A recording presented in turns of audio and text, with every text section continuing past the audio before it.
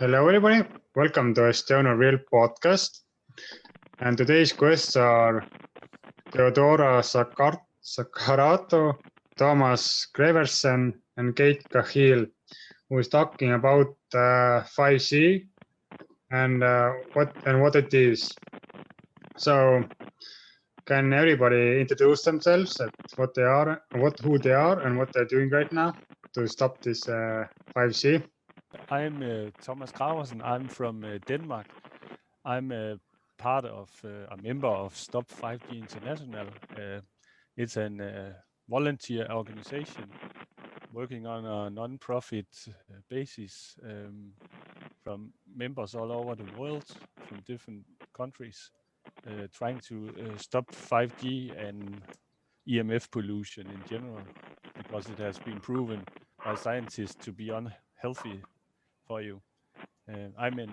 From education, I'm an electronic engineer, and I previously worked for Motorola, Siemens, and BenQ, making mobile phones, and then I found out that it was not very healthy. So I started to figure out what it was, the cause was. Yes. And my name is Theodora Scarato. I'm Executive Director of Environmental Health Trust, and we are a scientific nonprofit based out of the United States. I'm in Maryland, right near Washington, D.C., and we're a scientific think tank that publishes research. We promote protective policies related to environmental health risks and also educate the general public with information that can be shared to parents, to people, to anyone wanting to learn about this issue. And our website is ehtrust.org. We have numerous publications, and many of our scientists who we collaborate with believe that radiofrequency radiation is a human carcinogen based on the science. And of course, there's numerous publications showing harmful additional effects other than cancer as the only endpoint that are in the published literature. So there is scientific evidence showing harm, and 5G is going to heighten all of the issues that have been talked about by scientists for decades now and documented in studies, both in animal and humans and cell studies.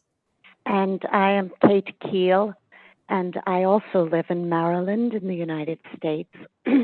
And I am a musician by training, but I got into this issue and was quite concerned about it, originally through smart meters and then moving on to 5G when that came on the horizon. I also work with Stop 5G International and with a team called SafeG, SafeG Alliance, and which promotes safe technology, which at this point in time is primarily wired, rather than the expansive push to wireless around the world and to connect everything wirelessly to the internet. Thank you for inviting us, Matti. Kate, can you give us the general overview what 5G or EMFs are, and what we need to know about them? 5G refers to the fifth generation of wireless technology. First there was 2G, then 3G, 4G, and now 5G. It's being marketed as lightning fast download speeds, but it's much more than that. After connecting nearly every person to the internet via 4G and cell phones, profits for the industry were tapering off. So the next horizon that was available was to connect everything, event, point on the planet to the internet. And this is called the Internet of Things, and it involves smart homes, smart cities, smart regions. Needless to say, this will generate an extraordinary amount of data because every thought, action, movement, purchase, affiliation will be recorded, monetized, and sold for targeted marketing, monitoring, surveillance, and potentially control. And the data also serves as fodder, as food essentially, for AI, artificial intelligence, which is fast becoming the new arms race between countries. Now, to carry this vast amount of data and connectivity will require an overhaul and an increase in technology, both on Earth and in space. It's going to require millions of new so-called small cells, which are wireless antennas, installed close to where people live and work. And many companies will use higher millimeter wave frequencies, which have never been used before for internet and telecommunications technologies. And 5G will also include the launching of tens of thousands of satellites in the US alone to blanket the entire Earth. These also work with Earth-based stations, user terminals, and hotspots both above ground and beneath our feet. And all of this will be blanketing us with unprecedented levels of wireless radiation. So what will the impact be? As one can imagine, 5G will disrupt many areas of our lives. The industry is pushing it for, they say telemedicine or research or whatever, other AI. But the reality is that the adverse impacts, the negative impacts, are going to be profound and quite disruptive. There will be impacts on our health, impacts on wildlife and the environment, including pollinators that are at the heart of the food supply. There will be loss of privacy and self-sovereignty, far more frequent and devastating cyber attacks than we already have, and a huge increase in our e-footprint from energy consumption and the manufacturing, production, and use of all these wireless gadgets, devices, and infrastructure that's known as embodied energy. There'll be psychosocial effects on our brains when we're dealing with computers 24/7, and Alexa knows more about us than we do. There'll be e-waste from the toxins released during the manufacturing and disposal of all of this stuff. And then ethical issues. Do you really want a robot presiding at the funeral of a loved one? And that's actually happening in Japan. There'll be mining for minerals, more harsh labor and working conditions from mining for minerals. Currently, there have been 5 to 6 million Congolese people who have died in our extraction of minerals from the DRC, the Democratic Republic of the Congo.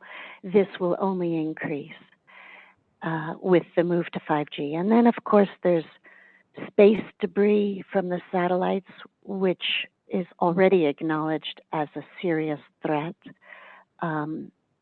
Effects on the ozone layer, and far more likely cyber attacks or potent cyber or devastating cyber attacks. And then I'd like to say one more thing. I don't want to monopolize the call, but I'd like to point out that there are safer technologies. So we need to, kind of look at balance instead of moving to a primarily wireless world, we can use wired technologies to enhance life and provide connectivity for everyone in the world without having to resort to an exaggerated use of wireless technologies. And we do not need, it's not a need for the people to connect every single thing on Earth and every single event to the internet. That's not a need. We need to, connectivity is a useful endeavor for humanity and helps a lot bring resources and knowledge and services to all areas of the world. But we do not need to connect everything to the internet, especially wirelessly. Katie, you said that if there's like so many problems comes with 5G, then why is there so big push for this technology? And is there any like safety test done to make sure it's safe for everyone? The big push is that it's a $12 trillion industry. So that's the biggest push. The desire for artificial intelligence and the control of space has become an arms race, essentially. So it's a desire for control, profit control, and also a huge amount of surveillance. I think that's the big push. And I think Theodora and Thomas, you can speak to whether there's whether our safety is being ensured with the move to 5G. The problem I see why we talk about all these problems is because has not been, the guidelines are not protective for biological beings at all. We are built on the same cells, and electromagnetic radiation, that's, you know what that is, right? So it's an electric and a magnetic field that oscillates in itself, and it's being emitted from all wireless devices. And the guidelines that we have now only protects from heating, you know, like when you have a microwave oven and you heat up things. So that is what is taken into account, and only acute effects, you know, something that is for short time. In most countries, it's only guaranteed that you can talk in a mobile phone for 6 minutes, in some countries up to 30 minutes, and then you will be heated, so you need to cool off afterwards. But this way of regulating the guidelines, you know, the safety guidelines, is not a valid way of doing it, because we know from a lot of scientific articles and studies that there are other effects, and one of the most easy one to reproduce is oxidative stress. So there's, you know, the cells, they cannot control their own metabolism. You know how fast it, you know, how it regulates the energy production inside the cell. And then there will be a lot of waste products that are dangerous to the cell itself, because on the top of the cells, there's the theory right now is that there are voltage-gated calcium channels that can be triggered by these very low levels of electric fields that are emitted by wireless technology. And I think it's about 90% of the studies shows that this activation is going on at levels that are much, much lower than the current guidelines. So you have to be far away from a mobile phone mast or a mobile phone or Wi-Fi or Bluetooth devices to make sure that these activations are not occurring in human cells, for example, or in animal cells, or in insects, or in plants. And I think this is one of the primary effects. So when you have this high oxidative level, they can damage the DNA. And this has also been shown in a lot of studies that, and the European Union already in 2004 made the reflex study that showed DNA damage, and after that they stopped doing any or sponsoring any more research in this area where you look for specific effects on cells, and then they started to focus on, study on populations instead, because it takes a long time to establish effects like detecting cancer or evolving cancer. So and there's a lot more noise to these studies, so it's hard to make a conclusion. And it seems like from political angles that they're trying to stop this or hinder this kind of studies. So it's very disturbing that to me that scientists, independent scientists, are not listened to by policymakers in Europe and in the United States, for example. And even China has lower limits than we have here in Denmark, for example, and most of Europe. So there's something going on that is not, that seems like they're listening more to the telecom than concerning about the people and the public safety and nature and environment also. So that's the main problem as I see it. So I'd like to add that in the United States, Environmental Health Trust is part of a joint lawsuit against our federal government for putting forward radio frequency limits, which are not protective because they don't address everything that Thomas just talked about and more. And in several countries, there are legal actions moving forward related to this issue as well, both to 5G and also to the core of the problem, which is these inadequate limits which were set based on industry-tied groups' recommendations and the recommendations of international groups which have been documented to have conflicts of interest. So just to give you a sense of what's happening around the world, there are over 600 cities, municipalities in Italy that have passed resolutions or policy to halt 5G until safety is assured through documented research. There are, in Bulgaria, there are 2 cities that have banned 5G, several cities across Europe, in the United Kingdom, in Ireland, which in France, where there were, I think, nearly 70 elected officials and mayors that are calling to halt 5G until safety is assured. In the United States, one of our states, New Hampshire, passed a bill and created a commission to investigate the issue of the health and environmental effects of 5G.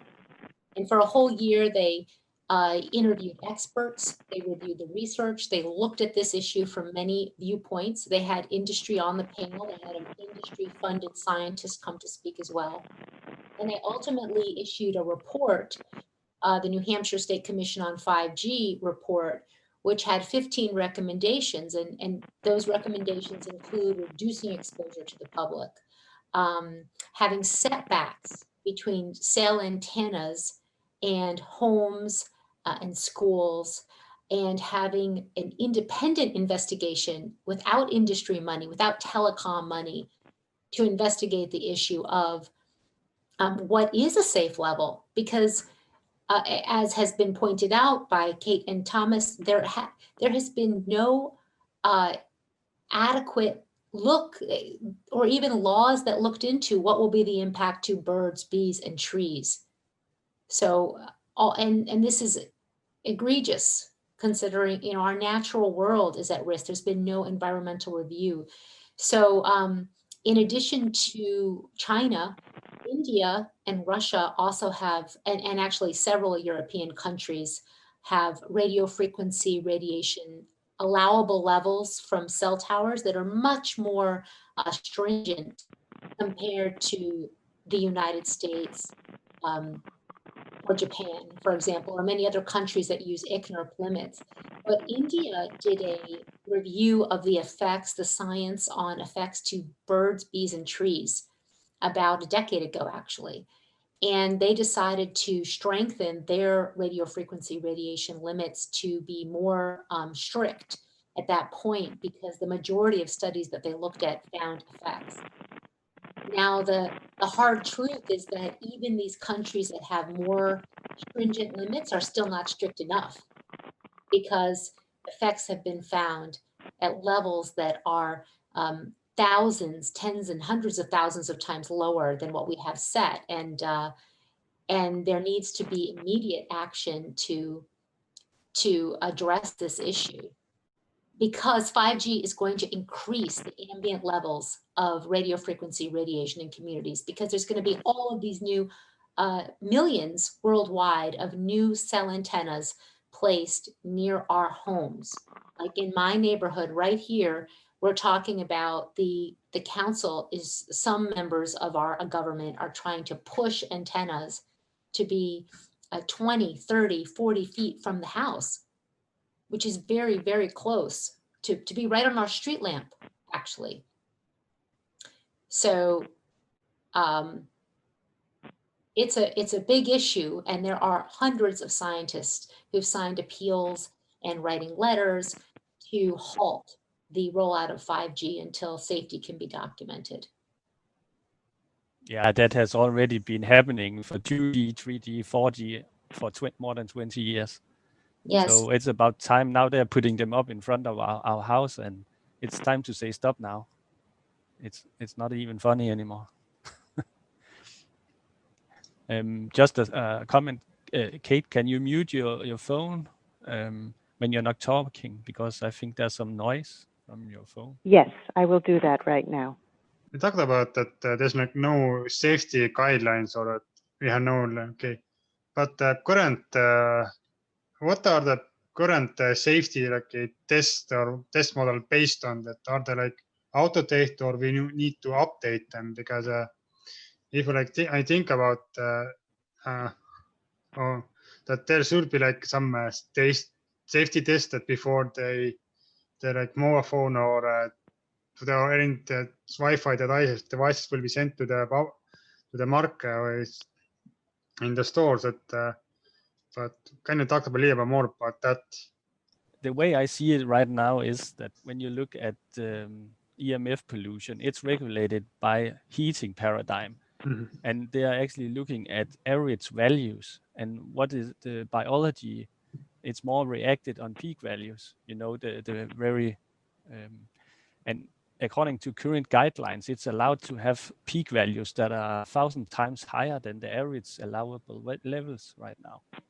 And the 1999 IGNIAP, the International Commission on Non-Ionizing Radiation Protection, that's the IGNIAP, that's the one who is setting the guidelines.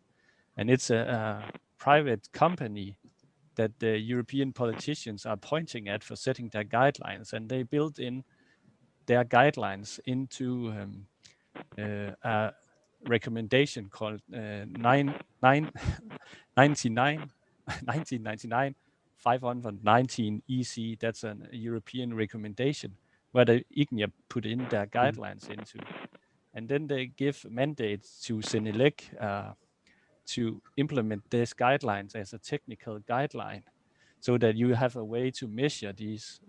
So you can buy the guidelines from standardization or an electronics, some that sells these guidelines. And then you can go out and measure and check if if people are protected. But nobody has assured that these technical guidelines, they are safe from a health perspective. But that's the way they regulate it in Denmark.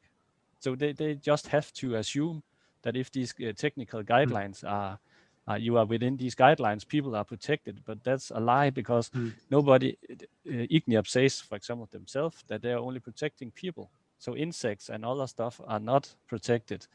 So environment is not protected at all. So there's a lot of stuff that if you are a good journalist and look into this, the dead bodies will pour out of the closet, because there's so many things that are shady in this, what is going on here. So I really wish that some people will look into this with a critical, pen and write about it or look into it from a critical press. But the strange thing is that the press in the Western world are completely silent about this. We hear that from all members of Stop 5G International. It's almost like it's coordinated on a worldwide scale, that nobody is talking about it in mainstream media. That's what I find so strange. So, maybe I diverted from the subject, but it's more what is wrong with the guidelines. So the guidelines is looking at this average effect, and that's not the way biology reacts. For example, Dimitri Panagopoulos from Greece, he has compared DNA damages on small flies, banana flies in common language. And he says that if you have to be exposed to electromagnetic field for long time exposure, it has to be 4 million times lower than the current guidelines. And if for short time exposure, it has to be 40,000 times lower. And so it illustrates that if you're looking at it from a toxicology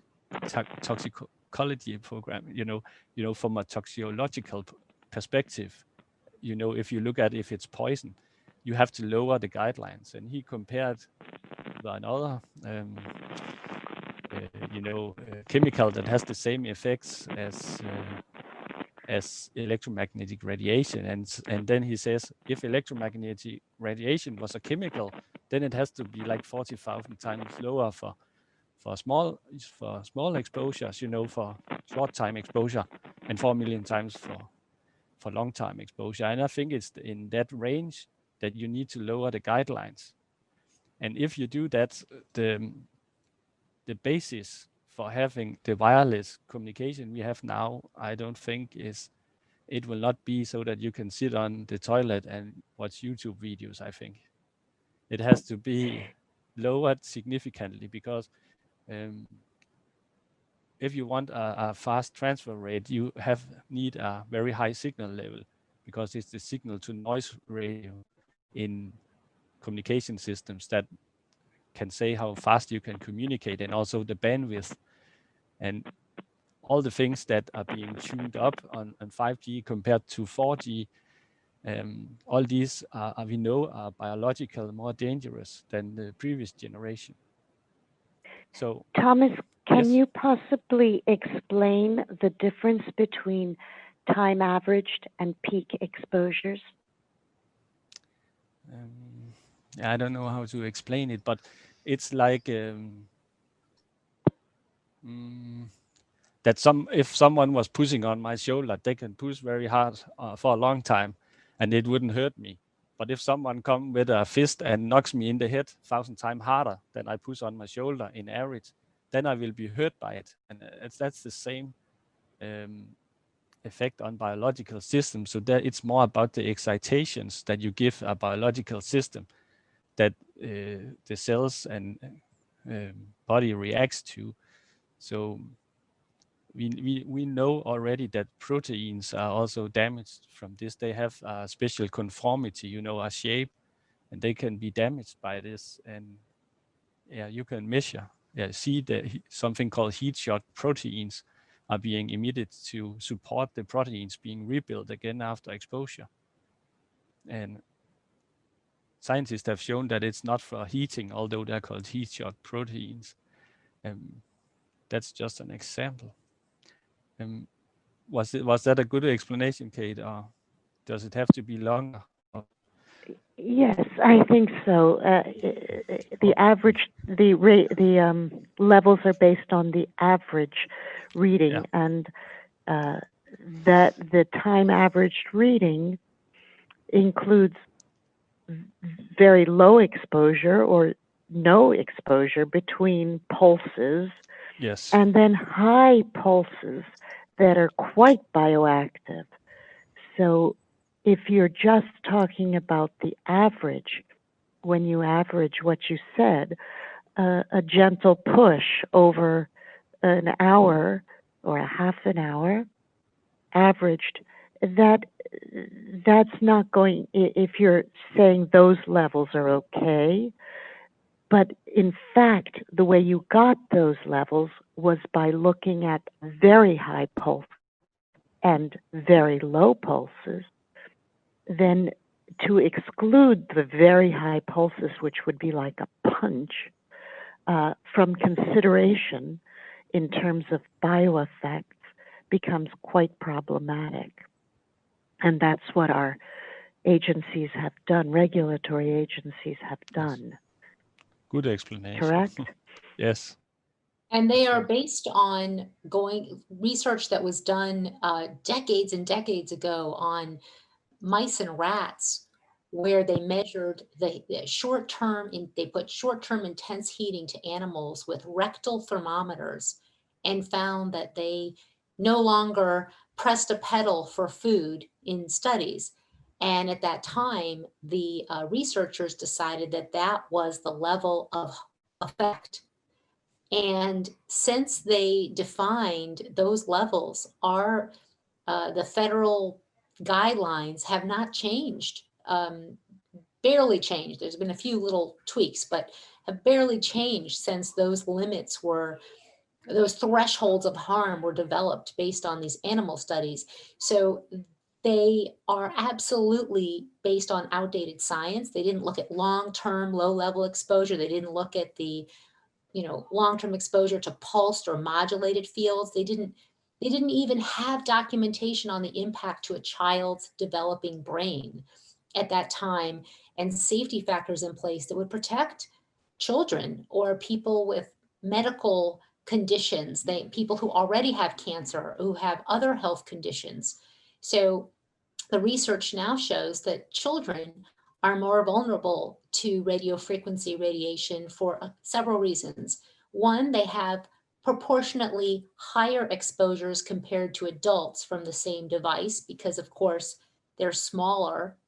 So they're more exposed with radiofrequency radiation that penetrates deeper into their brain centers and more intensely into certain tissues in their head and brain compared to adults. They also have more water content in their bodies and in their brains. So the radiofrequency radiation I'm going to generalize, say, could move more quickly through certain tissues because they have a higher water in their brain. They have thinner skulls. But more importantly is, even if the exposure was the same or less, they have developing brains. And there's research on animals as well as research in humans, which show memory damage. But with animals, we can look into them. Scientists have actually investigated brain cells of animals that have been exposed and found dead brain cells, damaged brain cells, impacts to the way the brain is even developed, which is should be a warning flag for us all, because this is a neurotoxin. So what level is safe of something that is toxic to the brain and has been shown in many studies to be? And it's just shocking that we're maintaining these outdated limits, which never considered actual research on children and children's developing brains. But that's where we are. So that's the situation that we're in, and why it's so important that everyone be involved on the issue of 5G, because this is going to require everyone working together for solutions, which there are. We have solutions. There is safer technology available, but there needs to be political will and people educated on this issue. And something else people should know is, like phones. This is an old cracked phone, but they are not even tested to be touching your body. When they go on the market, they're tested at distances from the body, yet people will put them in their bras, in their pants. I saw a woman who had a phone up on her head while she changed her baby's diaper to have the baby watch a video, so she taped it onto her head. Well, this is crazy, and parents don't know. Nobody knows that phones emit radiofrequency radiation, and they don't know that they're not supposed to be touching your body, or they can exceed they exceed our government allowable limits when they are touching the body, according to hundreds of studies done by the government of France. And you can look up PhoneGate alert to learn more about that.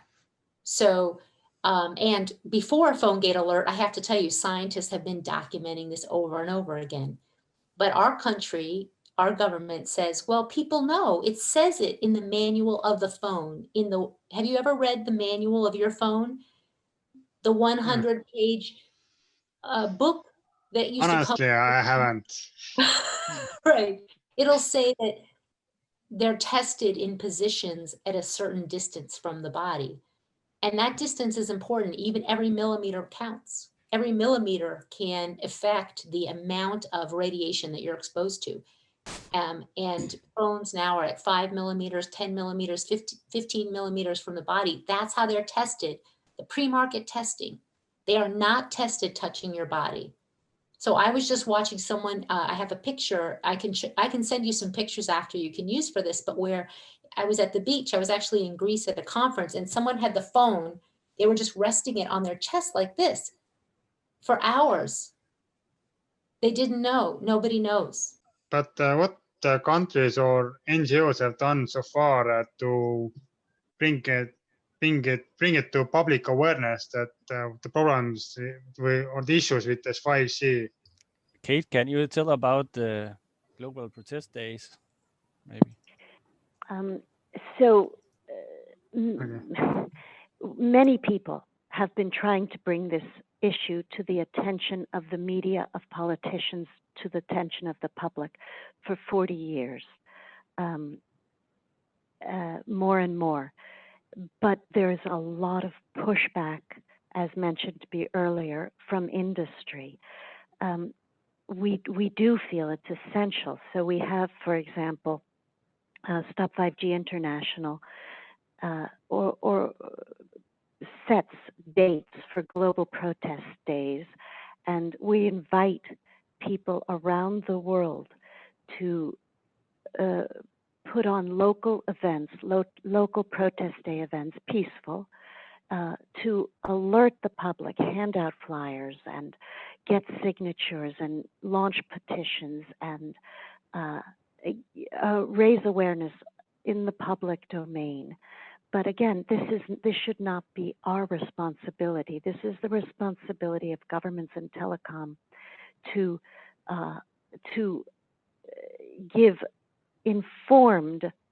get informed consent before deploying this stuff and changing the trajectory of the world.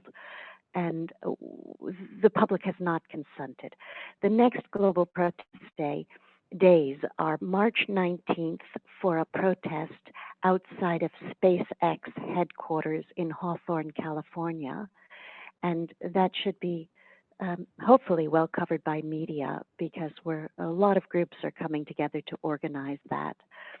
And it's protesting specifically Elon Musk's deployment of 42,000 satellites in the US and all the user terminals that go with that, and base stations and so forth.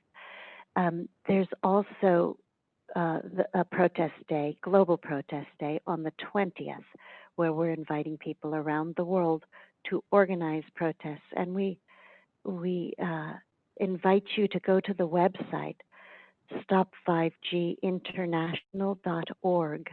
And there are many resources there, and also on Environmental Health Trust, which is ehtrust.org, to get materials for flyers and letters to editors and letters to the United Nations and World Health Organization and so forth, sample letters and to environmental organizations. And there are many material. There's a lot of material. Then I would invite Thomas to speak about the European Citizens Initiative of what's going on in Europe to raise awareness. Thomas, can you do that? Yes, that's what's called European Citizen Initiative. That's a European Union petitions that you can make as a citizens. So you have to collect 1 million votes, and then you can have the European Commission take out this proposal that you're making and see if they can make that into a law or take it into considerance in the already established laws. So right now we are, I think it's 22 countries that is working every week. We meet once a week, and we are trying to formulate one of these European citizen initiatives. And and then we have to go and collect these votes, and they don't have to make it into a law, but they have to take it into consideration. And the European Commission is the lawmaking part of the European Union. And then you bypass the European Parliament, and you can give your law proposal directly to the European Commission if we can collect these 1 million votes, at least 1 million. But there's a lot of people that are interested in this, because the basic problem is that European Union, they are just pointing at IGNIAP, and there's been a great, very comprehensive report documented that IGNIAP is that IGNIAP has conflict of interests and associations with industry relation. So it's the heating paradigm again, and we want biological guidelines instead.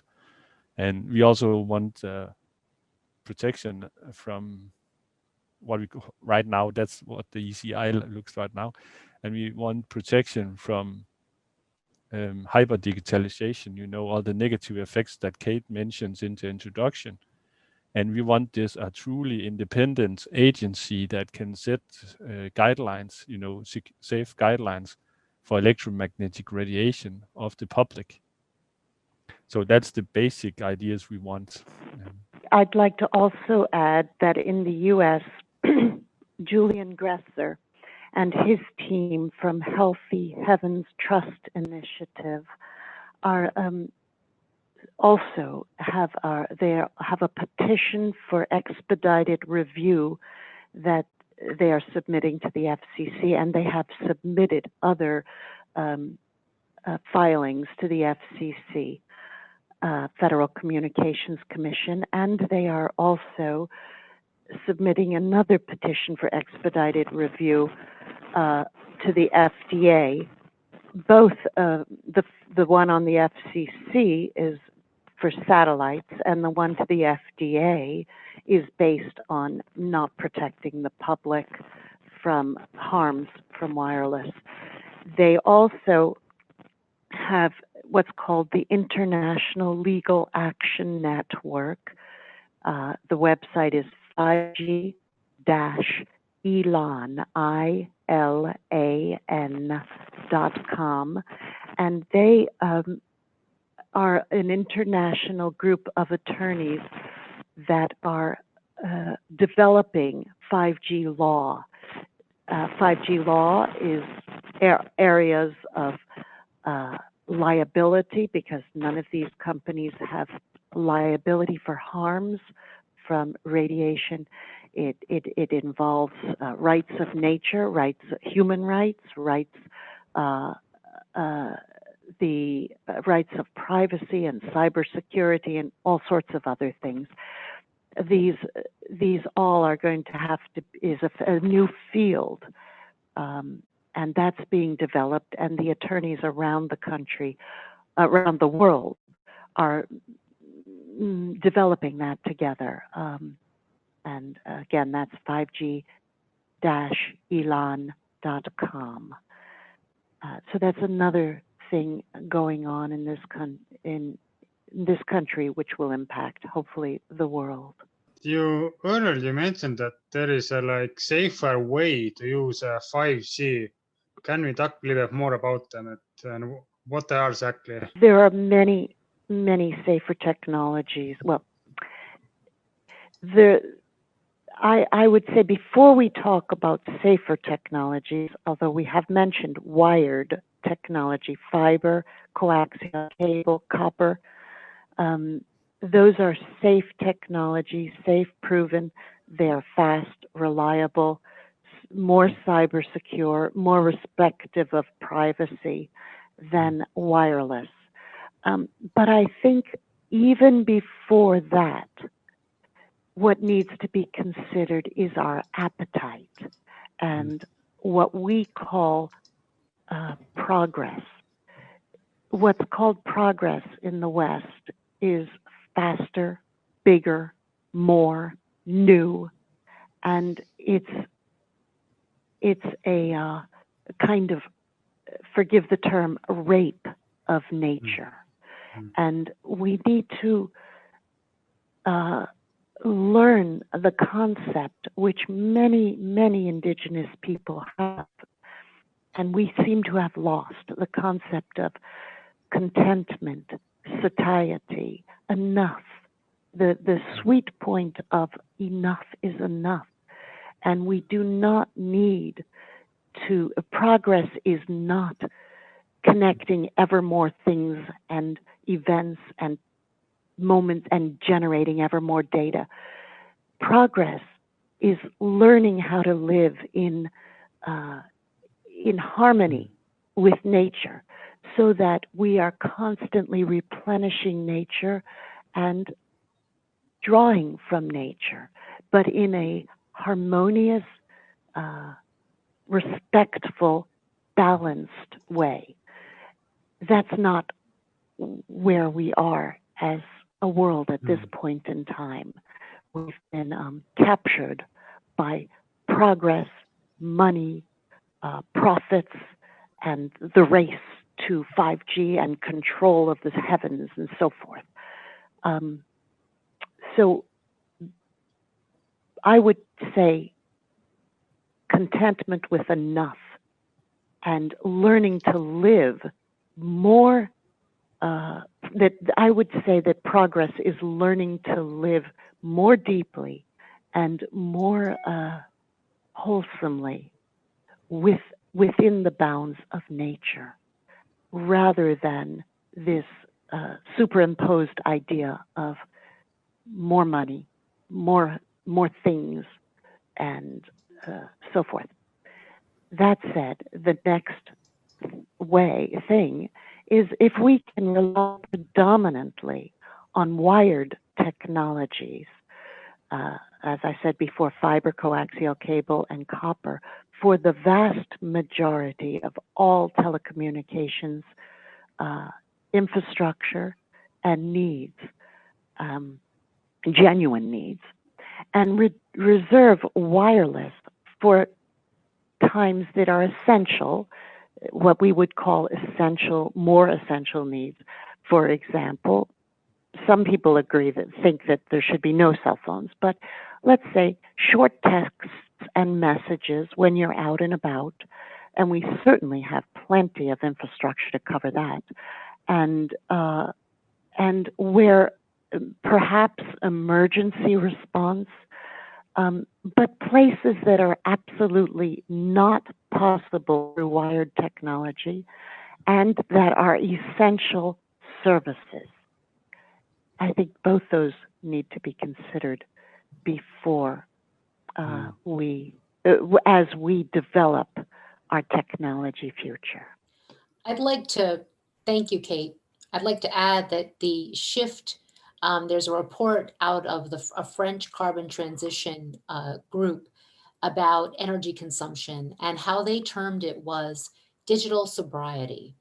So as Kate talked about, we both have to move to wired technology as whenever we can, of which there are many moments where we're using wireless when we really could use wired.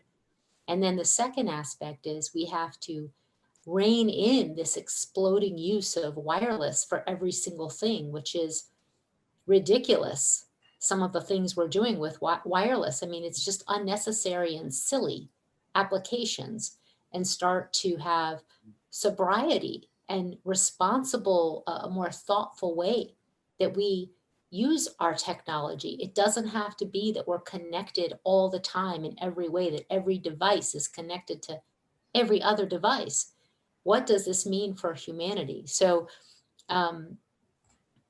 I thought that was the Shift report, which you can, it's the Shift project, and that's at theshiftreport.org as well. But I want to call out also in all of our government institutions, in schools, we should be using wired technology. In public health, in libraries, there should be places where people can connect with wires, and there needs to be research and development done by the companies, which could be our partners, in making wired technology easy to get. Because right now, I, who knows so much, have a hard time even buying for my family and my children technology that's safe, because it's really hard to get. You have to search for it on the internet. You can't just go to a store and buy a speaker anymore that doesn't have Bluetooth or Wi-Fi coming out of it. I can't, why don't they make cell phones that you can plug in with one plug into the Ethernet to do all the things you want to do, and not have to buy a special adapter and click on certain things? It should be so easy. You should be able to turn the wireless off of devices with one click, not 5 clicks like you have to do now. You have to turn your phone on airplane mode, turn off Bluetooth, turn off Wi-Fi, turn off location, check if there are any extra antennas you don't know about running around. Like right now, if I turn Siri on my laptop, which is unwired, it turns on an antenna, even if I have wire, the airplane mode on. Now, why is that? I don't want to be using a wireless antenna. I might just want to connect to this Siri, which I don't actually, but for people who do, say. So why aren't the companies developing safe technology, wired technology? This is a need that is urgent. And like right now, that ding you heard is that I am able to text and iMessage and do all kinds of things. And I do it all through my computer, and I do it all wired. I don't have any wireless anywhere. But with people who have cell phones that refuse to not use cell phones, I can text them through an application on my computer. But I had to find that out. Why is it so hard? It should not be hard to do. It should be like we're all doing it all the time. Yeah, I also want to talk about the technical aspects of this and the policy making aspects, because as I see it right now, the way we are going with both 4G and 5G, with all this massive amount of data, that's a dead end, because we have to develop also governments and industry. They have to help each other making technology, wireless technology, if you even want that, if you can find out that there is a safe level. But we need to develop ways to make so that wireless technology is not affecting biological systems. We cannot just look at the heating system. We have to look at the biological integrity. Right now, the criteria for this is that if there's no adverse health effects, then it's allowed. But if my brain doesn't work, it's maybe not an adverse health effect. I don't die immediately, but my brain doesn't work. I can't do anything. And there's also animals that have magnetic sensors, and these are also being disturbed. Especially, I will expect that it will especially be from millimeter waves. We can discuss the details later, but more about the principle that we have to set some new criteria from a policy maker point of view, that we should talk about what do we want to protect. DNA damage, I see that as crime against humanity. If we induce DNA damage on insects, why are the pollinators disappearing near mobile phone masts? We know they have magnetic sense, and some researchers say that some species can measure magnetic frequencies up to 100 megahertz. And if some of you remember the old 2 GSM phones, you can hear them in the radio, and these are the low, extremely low frequency components that are on top of the carrier wave, the 900 megahertz, for example, carrier wave. And these pulsations, they are disturbing biological systems, the pulsation patterns. We know that continuous waves, one that are not pulsed, is not as disturbing. And there must be some ways that we can make modulations and communication systems that are not activating sensor systems inside biological systems. So that's what I would like policymakers to do: set someone else in the driver's seat instead of IGNIAP, and then put up government's programs to support how to make communication system that minimizes biological effects. And by this, it means all sensor systems, like the voltage-gated calcium channels, which is actually a sensor system that measures the ion concentration outside the cells to open up a channel. And these are activated. And we know that birds have magnetic senses in the eyes, so they can see magnetic fields, and bees also have magnetic senses, and they also have some senses that can measure electrical signals from weather fronts, because they're generating electricity like in a thunderstorm. So they can go take to the hive before the storm rushes in.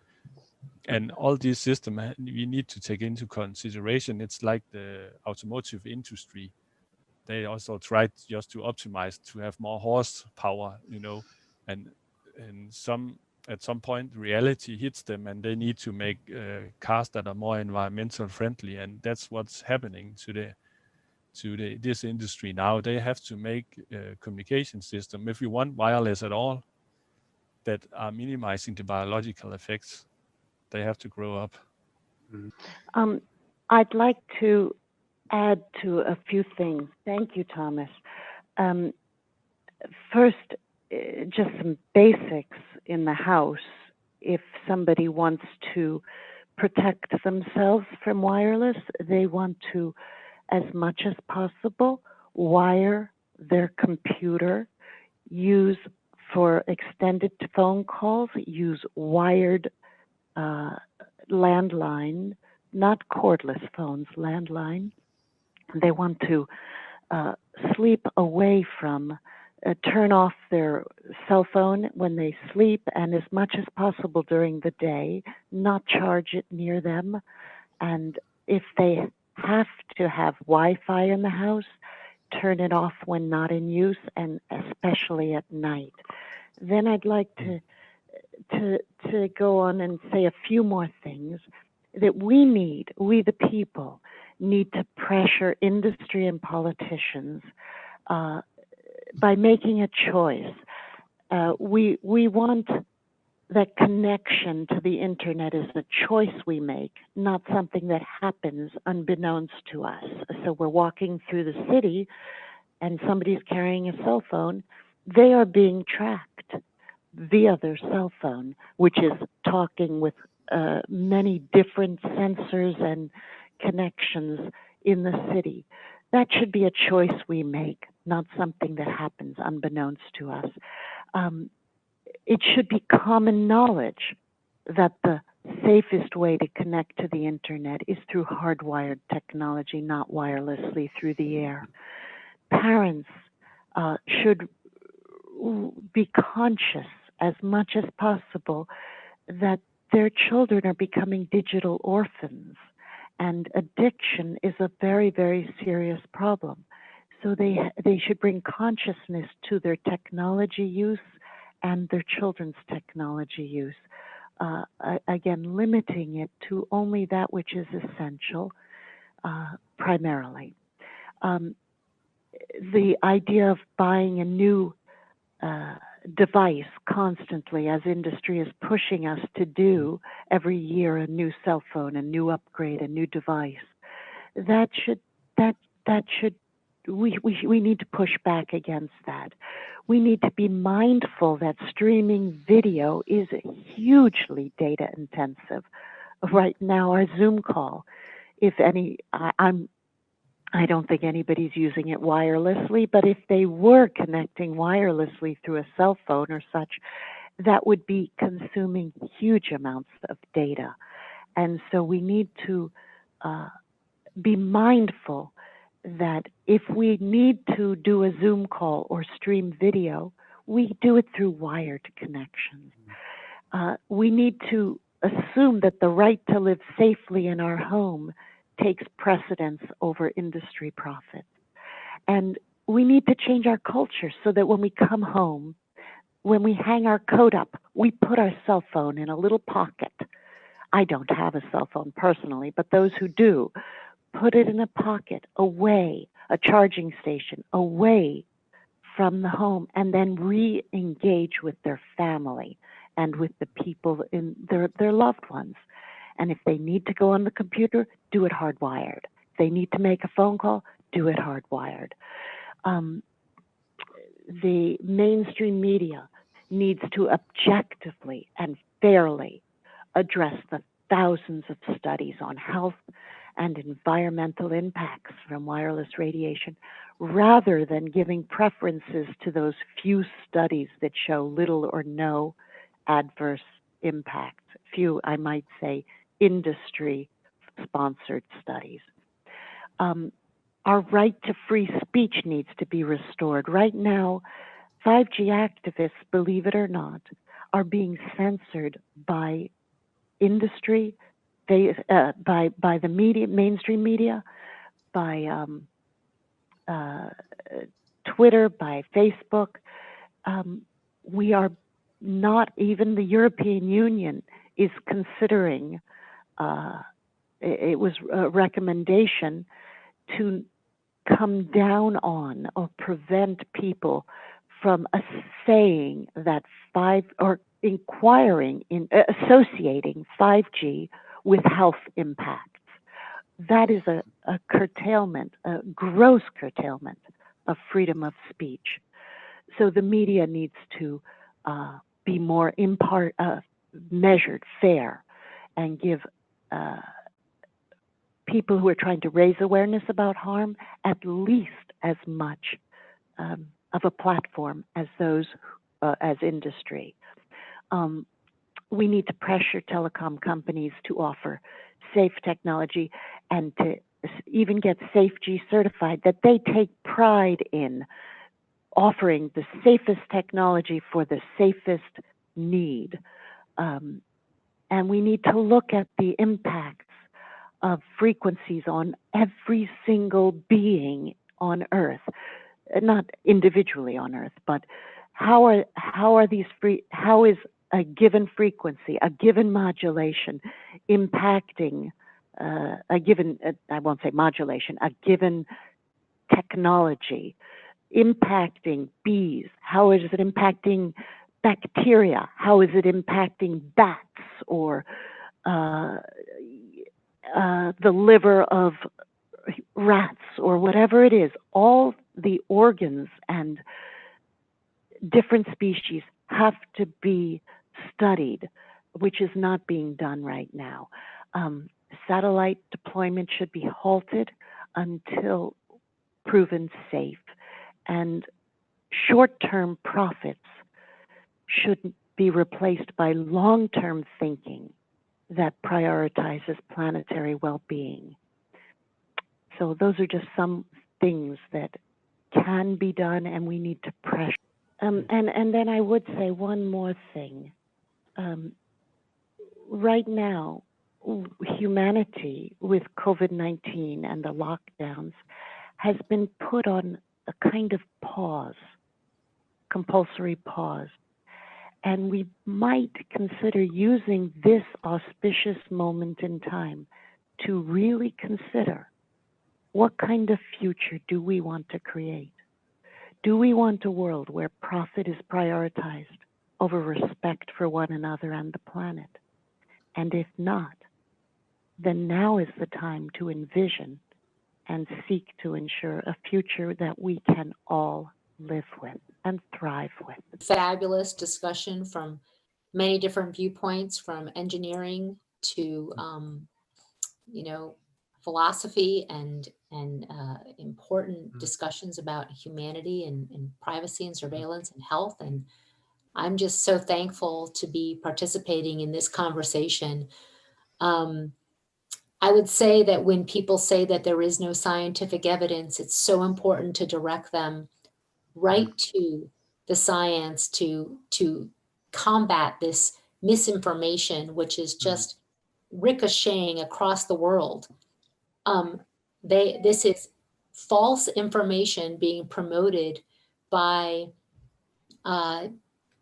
industry-friendly public relations groups that are, and I'm sorry, that's my daughter yelling.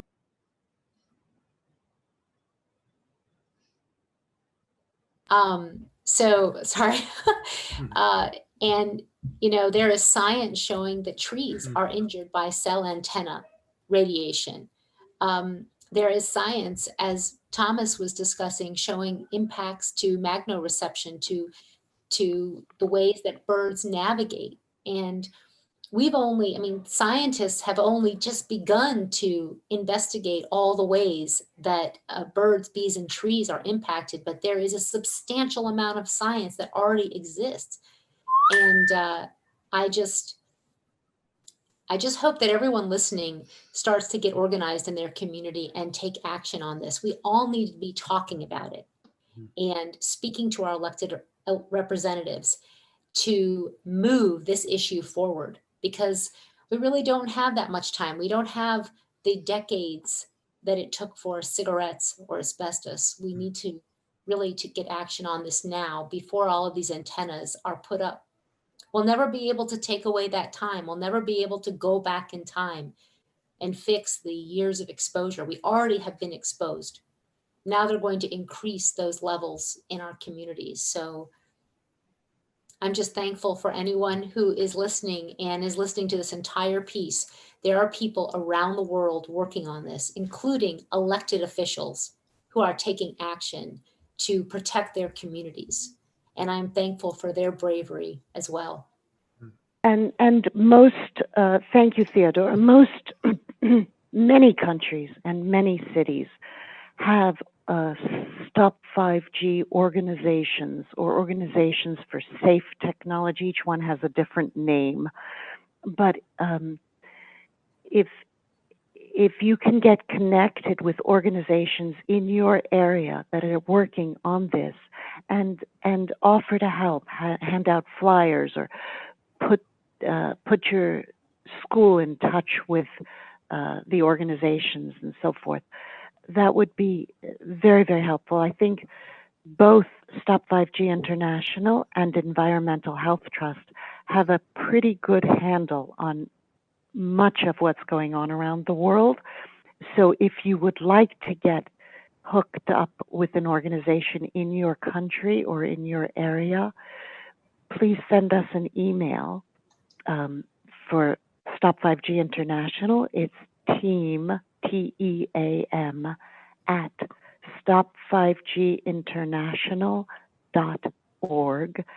And what is the best email for Environmental Health Trust, Theodora? Info@ehtrust.org, info at ehtrust.org.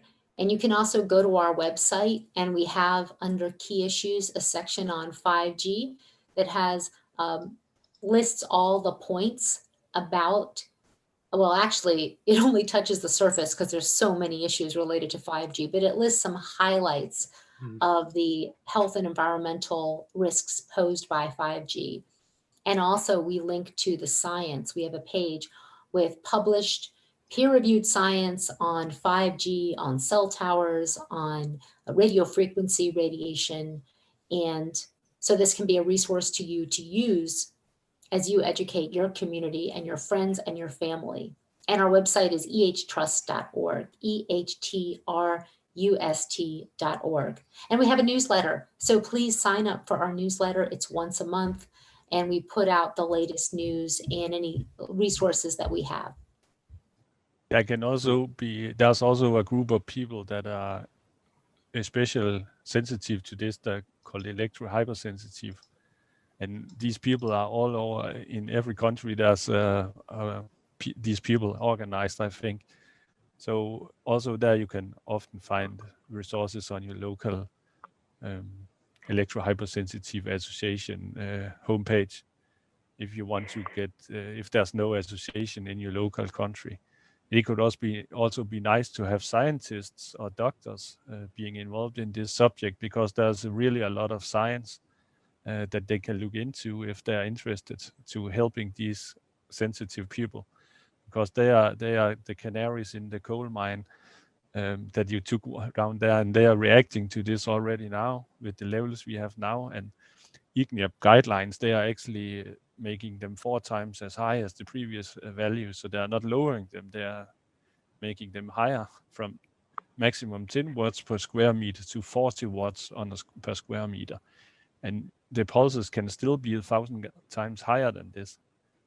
So in very short time periods. So it's really crazy that you can go up to like 10,000 watts per square meter. That's 10 times the energy of the sun, just for a small amount of time that this is allowed. So that's just to illustrate how crazy the exposure guidelines are.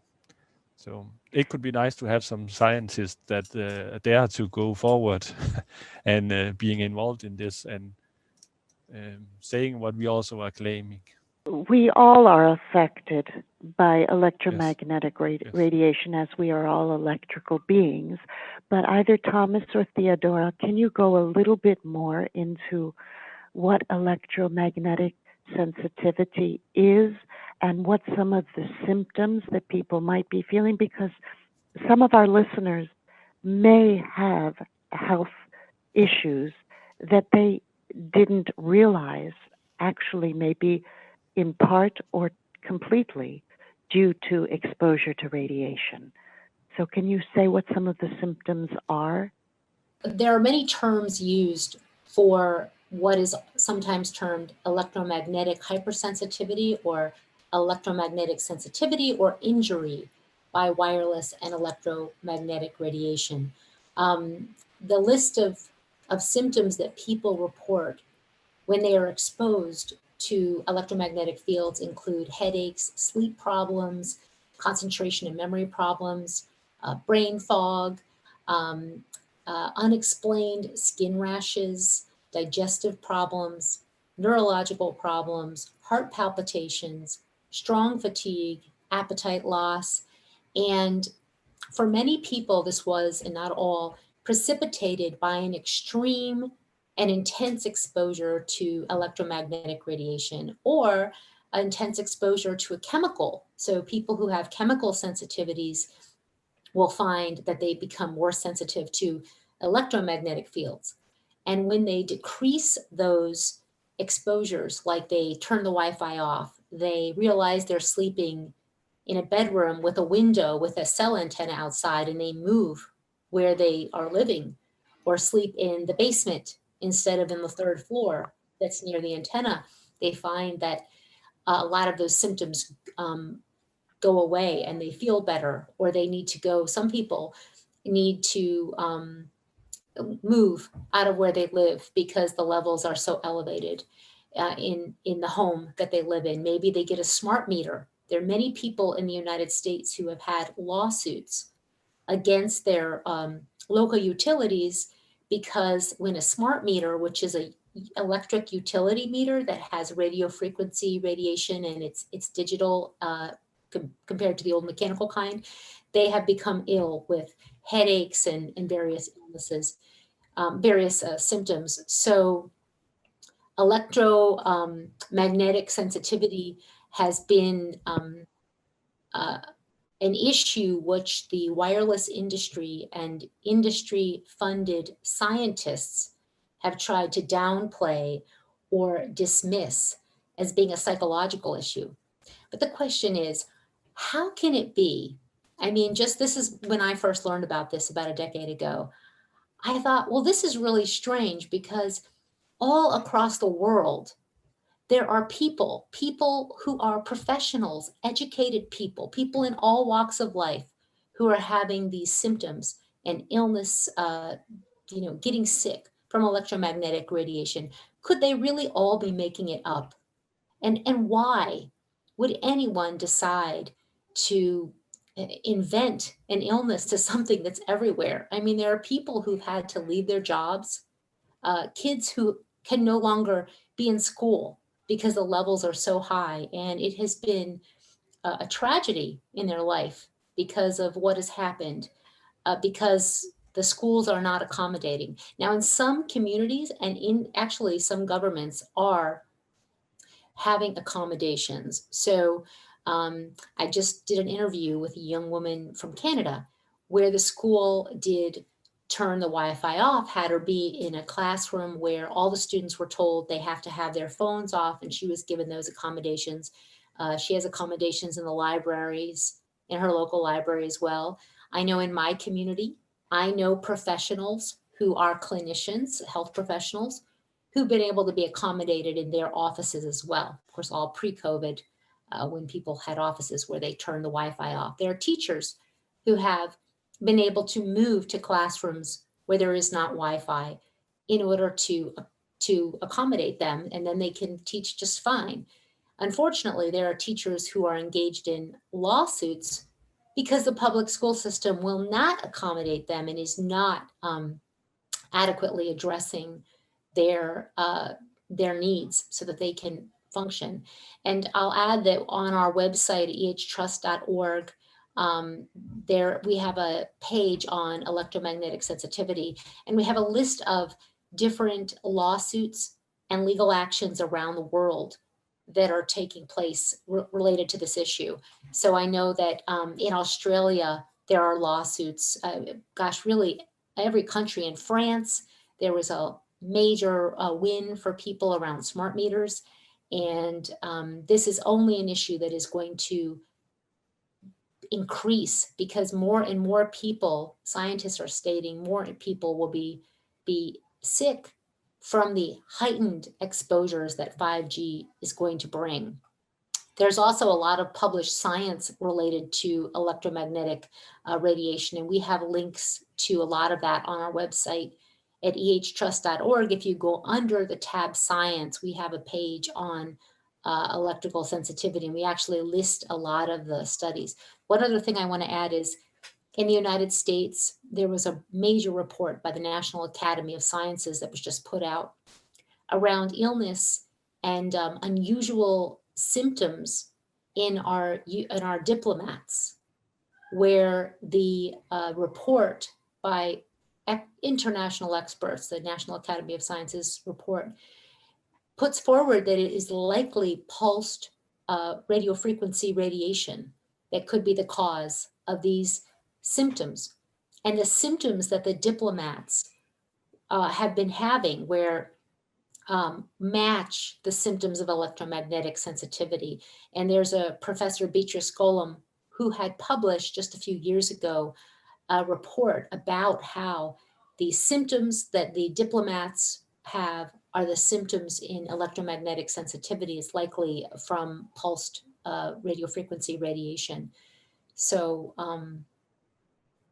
there's so much out there. And thank you for being interested in all of these aspects. I feel like we've covered so much, and I'm really glad that you brought up electromagnetic sensitivity because it's so important, and it is a true tragedy because people don't have a place to live. People don't have a safe place to be who are unable, who've been so injured that they can't do all the normal things in life that we should be able to do. One thing I'll add, Cyprus, in the Cyprus, there is a document about 5G that was put forward to Parliament by the Cyprus Committee on Children and the Environment. And one of the things they ask for, in addition to everything else we've talked about, like reducing exposure and so forth, is that there be spaces that are 5G free and where people can be, because the more there is 5G antennas saturating our country and countries across the world, where do we go? And there needs to be safe places for people to live, especially people who are not able to function in heightened electromagnetic fields. So it's a lot of work to do, but many hands make light work. And I have to go. I'm so sorry. Thank you, Mati. Thank you, Theodora. Thank you, Thomas. Thank you, Mati, so much for covering this critical issue that the world needs to hear about so they can make a decision, so we can make a decision if we consent, and if so, to how much, and if we would prefer safe technology whenever possible. So thank you so very much for inviting us. You're welcome.